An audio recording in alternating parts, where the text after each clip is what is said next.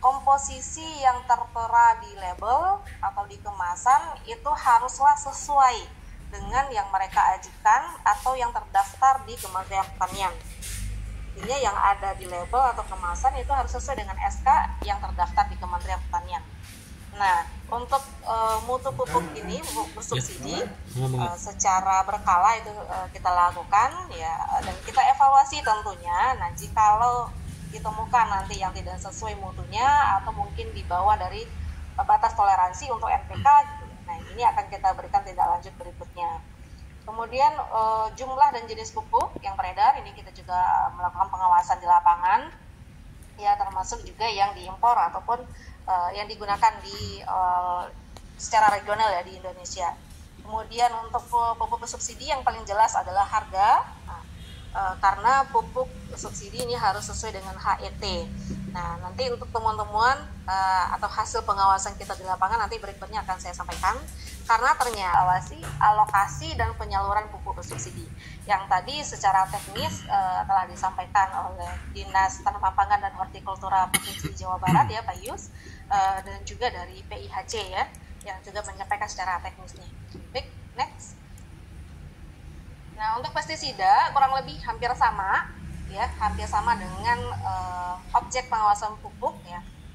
Legalitasnya, kemudian kualitas dan kuantitasnya dengan pengujian mutu, kemudian ada efikasi dan resurgensi pestisida, dampak negatif terhadap kesehatan masyarakat ini juga perlu kita perhatikan, kita awasi. Makanya ketika kita turun ke lapangan seringkali juga melibatkan teman-teman dari LHK dan juga Dinas Kesehatan.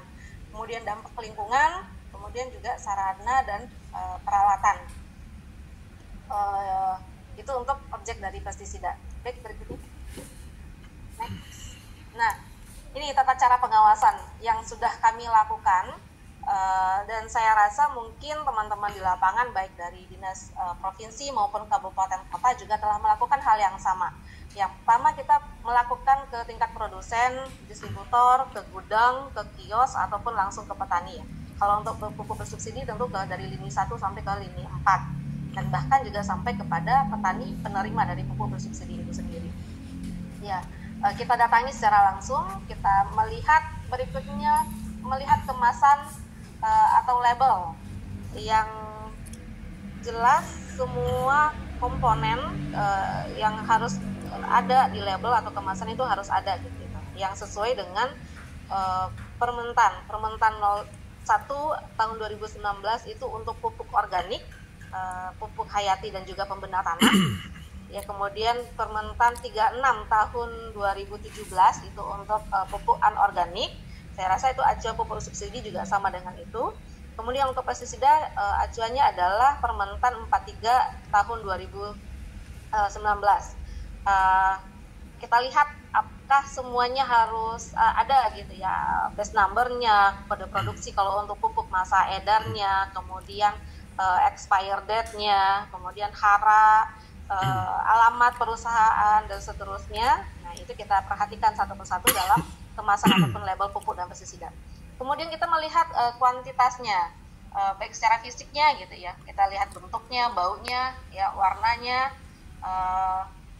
dan juga kemasan atau wadah pembungkus dan juga cara penyimpanan pupuk dan pestisida itu sendiri. Nah, sekilas mungkin mohon izin saya bisa menyampaikan terkait dengan kode pendaftaran ya, kode pendaftaran ataupun cara membaca penomoran pupuk untuk yang non subsidi ataupun subsidi ya, karena sama pupuk anorganik ya ataupun juga pupuk organik. Nah, kita perhatikan nanti kalau misalnya Bapak Ibu ke lapangan atau ke kios gitu ya menemukan pupuk, nah mungkin bisa dilihat nomor izin atau nomor pendaftaran yang tertera di label pupuk tersebut. Ya, kita misalkan ini adalah 01, 02, 2022 dan triple X. Nah, digit pertama 01 itu adalah kode jenis formula. Maka semua pupuk anorganik itu kode awalnya pastilah 01. Kemudian untuk pupuk organik 02, pupuk hayati 03 dan pembenar tanah adalah 04. Nah, untuk digit yang kedua misalnya di sini adalah 02. Itu adalah bentuk formulasi. Nah, bentuk formulasi di sini ada 8, ya 01 sampai 08. Nah, dengan ketentuan yang ada berupa butiran, cair, tepung, tablet, pril, batang, dan lain-lain ya. Kemudian izin berikutnya itu adalah tahun izin yang dikeluarkan oleh Kementerian Pertanian. Misalnya di sini tahun 2022, berarti izin edar dari pupuk tersebut dikeluarkan pada tahun 2022 dan berlaku selama 5 tahun. Maka nantinya di tahun 2027 pemegang nomor pendaftaran atau perusahaan wajib melakukan pendaftaran ulang jika produknya tetap ingin diedarkan. Nah, untuk yang berikutnya adalah nomor yang dikeluarkan oleh Kementerian Pertanian. Baik, next. Nah, ini untuk pestisida sekilas nomor pendaftarannya atau nomor izin edarnya ya sedikit berbeda dengan pupuk ya, agak lebih panjang karena di sini ada kode penggunaan ya, yang awal itu 01 karena untuk pestisida itu terdiri dari pestisida untuk pertanian ya, untuk ada juga jenis rumah tangga dan seterusnya. Kemudian yang izin yang kedua 02 itu adalah kode jenis pestisida. Nah, kalau di sini 02 maka pastinya pestisida itu berjenis fungisida. Karena ada 12 jenis ya, 12 jenis pestisida yang diatur dalam Kementerian Pertanian. Kemudian yang berikutnya adalah kode jenis izin tetap ya, izin sementara dan izin percobaan. Nah, kemudian tahun yang dikeluarkan izin dan juga nomor yang dikeluarkan oleh Kementerian Pertanian. Nah, untuk pestisida itu sama Bapak Ibu, berlaku 5 tahun. Nah, hanya saja perbedaannya ketika nantinya dilakukan perpanjangan atau mungkin dilakukan sebelum perpanjangan. Baik, next.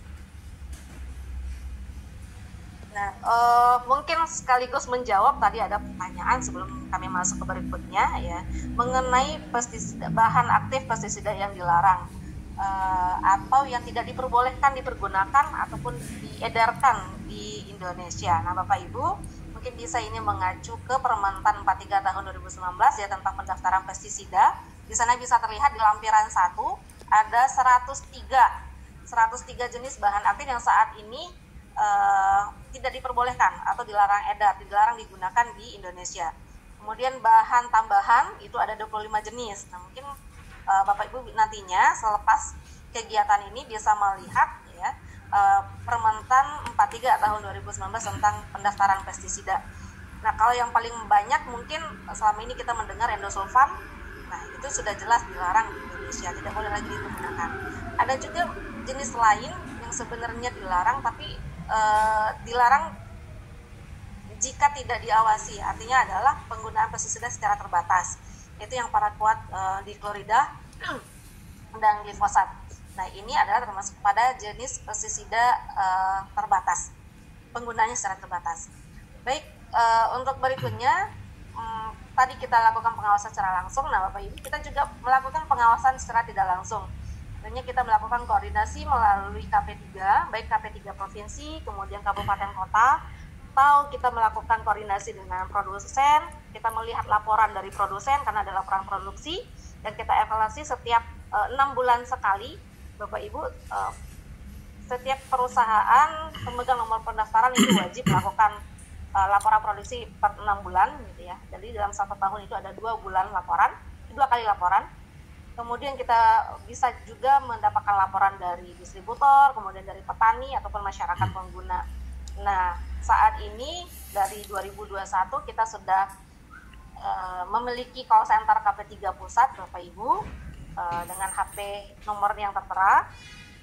Dan selama ini kita banyak mendapatkan informasi-informasi, laporan, pertanyaan, ataupun aduan dari masyarakat, baik terkait dengan pupuk non-subsidi, pupuk bersubsidi, maupun juga pestisida. Nah, yang selama ini kita lakukan adalah kita mencoba jika ada pertanyaan, kita coba menjawab atau mengklarifikasi setiap hal yang mereka sampaikan. Baik, next. Nah, Bapak Ibu, tadi juga sekilas terakhir, di statement terakhir tadi saya sempat mendengar bahwa terkait dengan KP3. Nah, ini yang menjadi wadah kita secara bersama untuk melakukan pengawasan ya, baik di pusat, di provinsi maupun juga kabupaten kota.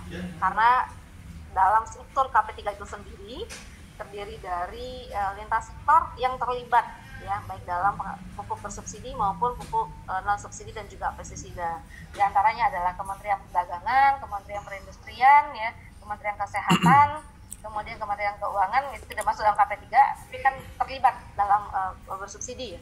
Kemudian lingkungan hidup ya, BPOM dan seterusnya, dan turunannya itu sampai kepada kabupaten dan kota.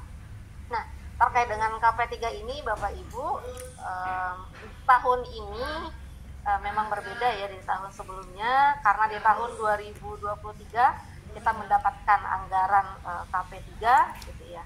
Namun untuk tahun 2024 ini kita sudah coba mengusulkan, tapi ternyata belum rezeki Bapak Ibu, belum diizinkan kita untuk anggaran KP3 tahun 2024 ini.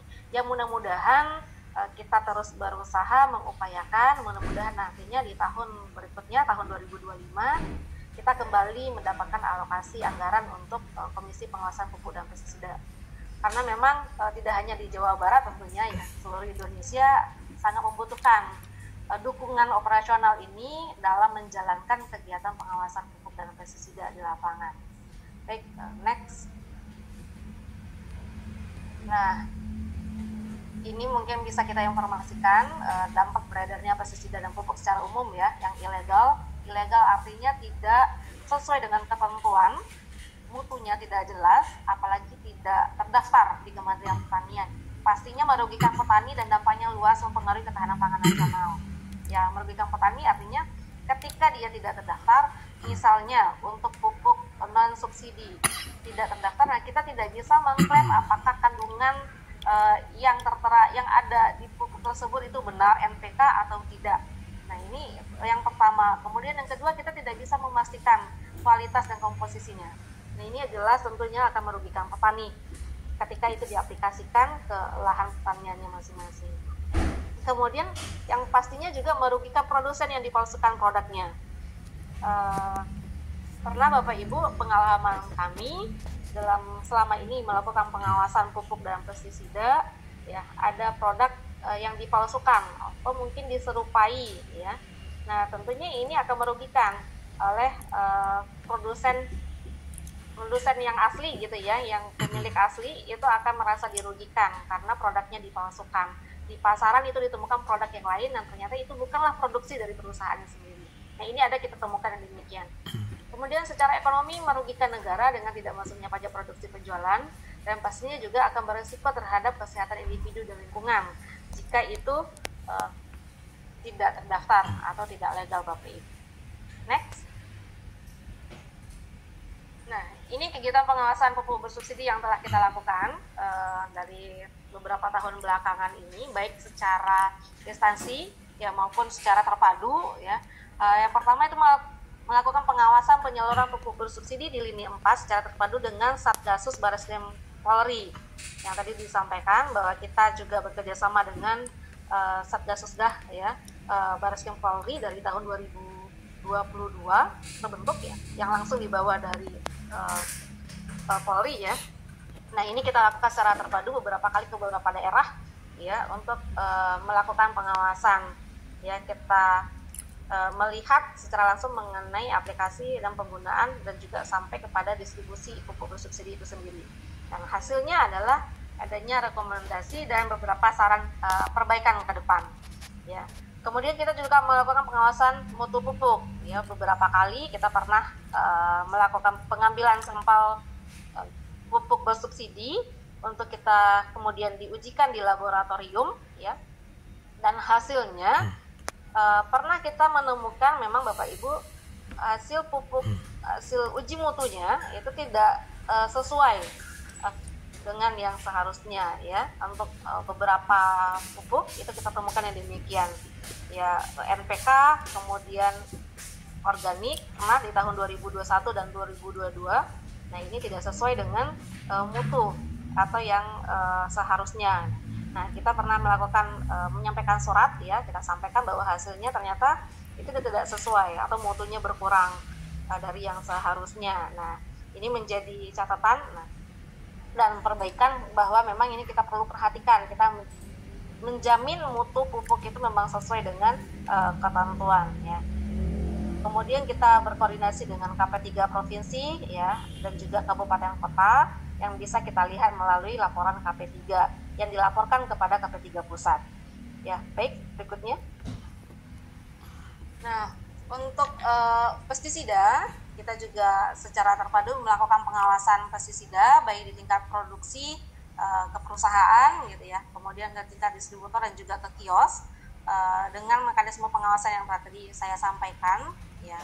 Kemudian hasilnya Bapak Ibu ternyata masih banyak kita menemukan pestisida yang sudah habis izin edarnya atau pestisida yang expire ya, yang komposisi tidak sesuai, atau mungkin pernah juga kita menemukan labelnya yang tidak sesuai dengan komoditi sasaran yang didaftarkan. Nah, ini menjadi catatan bagi kami, sehingga tindak lanjutnya adalah kita berikan peringatan tertulis ya pada produsen pemegang nomor pendaftarannya atau perusahaannya, itu peringatan tertulis SP1, 2, dan 3. Sampai pada akhirnya nanti ketika sudah sampai kepada SP3 untuk pestisida ini, kita akan rekomendasikan untuk dilakukan pencabutan izin melalui KOMPES, Komisi Pestisida ya. Kemudian kita juga melakukan pengawasan impor pestisida post border ya. Nah, ini tindak lanjutnya adalah pemberhentian sementara, kemudian pemeriksaan praproduksi pemegang nomor pendaftaran seperti yang saya disampaikan ya. Tindak lanjutnya adalah penarikan dari peredaran dan pencabutan ya. Next. Nah, kemudian beberapa hal yang kita temukan, Bapak Ibu. Next. Di lapangan ya, ini secara umum ya, temuan penyimpangan peredaran pupuk dan pestisida ya. Kita masih menemukan pemalsuan produk pupuk dan pestisida dengan kemasan yang sangat mirip dengan aslinya. Kemudian peredaran produk pupuk dan pestisida yang tidak terdaftar baik secara online maupun secara offline, itu saat ini sangat banyak yang secara online di free market ya, kemudian di Shopee, kemudian Lazada dan seterusnya begitu ya. Itu kita lakukan pengawasan, ternyata masih banyak pupuk dan pestisida yang dijual di sana yang tidak memiliki izin atau tidak terdaftar. Kemudian kita menemukan pestisida yang sudah expired date seperti yang saya sampaikan tadi ya. Ada pemasukan pestisida melalui post border yang masih ditemukan ternotifikasi 11, 12, 13. Ini artinya adalah 11 itu tidak ada izin, tidak mencantumkan izin, artinya bisa jadi dia tidak ada izin atau memang tidak mencantumkan. Kemudian yang 12 itu salah mencantumkan izin, dan 13 itu perbedaan dokumen. Kemudian kita menemukan peredaran pestisida terbatas tapi belum melakukan pelatihan penggunaan pestisida terbatas. Nah, ini menjadi perbedaan ya sedikit mengenai pestisida terbatas, bahwa memang secara ketentuan dan aturan setiap pengguna pestisida terbatas itu haruslah pengguna yang bersertifikat yang telah melakukan pelatihan pengguna pestisida terbatas terlebih dahulu. Dan yang melakukan pelatihan tersebut adalah perusahaan atau pemegang nomor pendaftaran